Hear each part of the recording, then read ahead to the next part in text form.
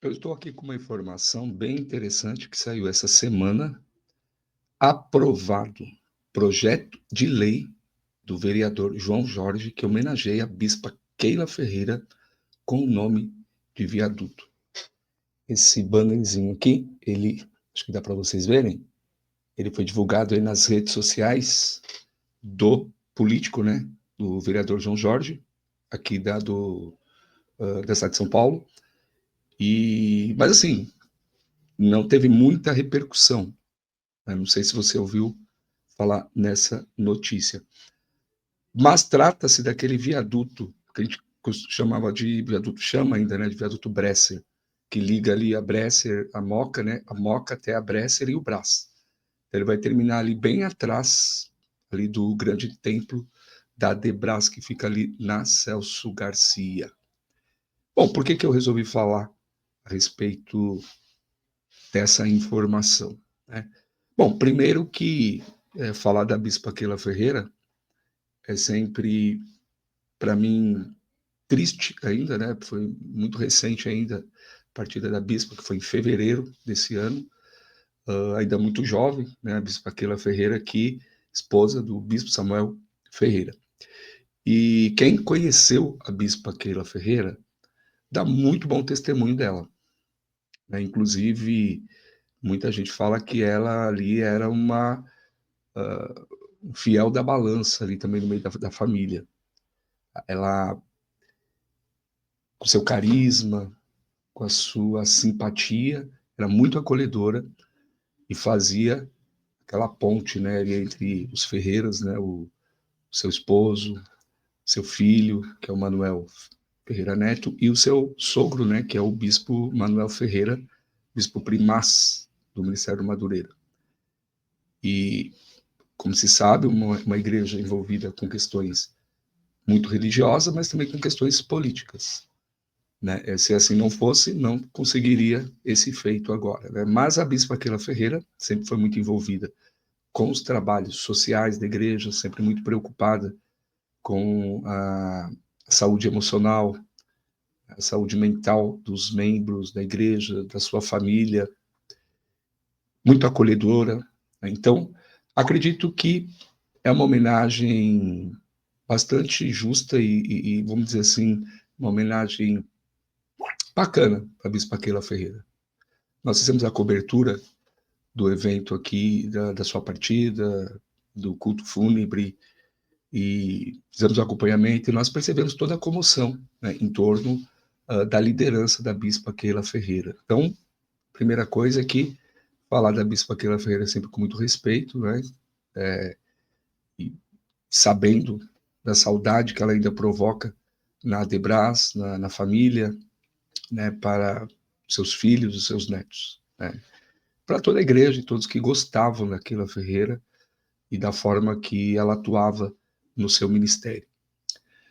Bom, dito isso, a segunda coisa que eu percebi nessa homenagem é a influência, né? É o poder político que é percebido na Debras desde sempre. Então, o Ministério do Madureira, na representatividade do Bispo Samuel Ferreira, sempre procurou ter representantes da política no mais diversos segmentos do legislativo.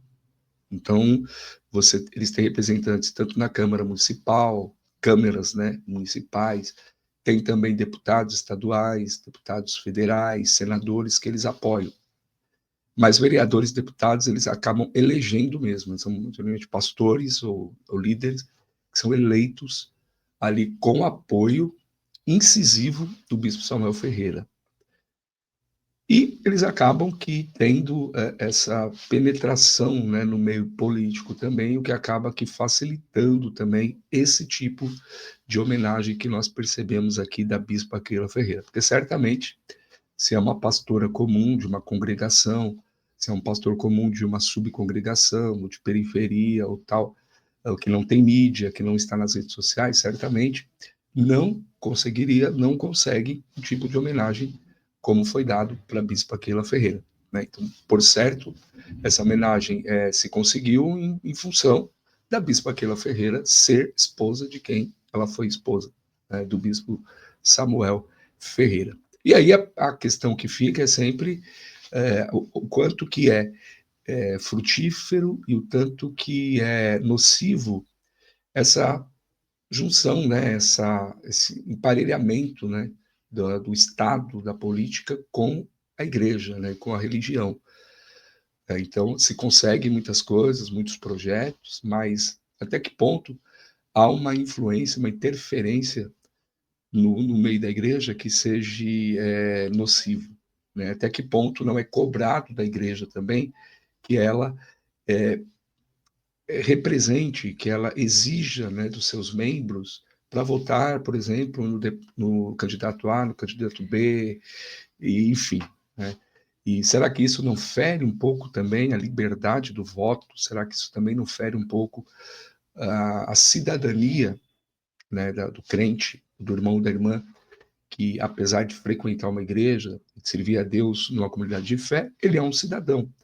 E ele tem todo o direito de votar em quem ele quiser, né? Mas não é o que se percebe hoje, né? Então, muitos membros, infelizmente, são coagidos em diversas comunidades de fé a votarem no candidato que é proposto ali pela liderança da igreja, né? E a gente já soube de casos, inclusive, que se assim não acontecesse, ou se o candidato tal não fosse eleito, haveriam, inclusive, punições, né, entre lideranças, entre autolideranças, entendeu? Então, sempre fica uma reflexão sobre isso, né, porque se nós buscarmos a reforma protestante, no começo da reforma ainda se mantinha um certo elo do Estado com a igreja, né? Sempre teve essa relação, mas uma das prerrogativas da reforma é que isso poderia ser muito prejudicial. Mas a reforma, no seu início, a reforma alemã, a reforma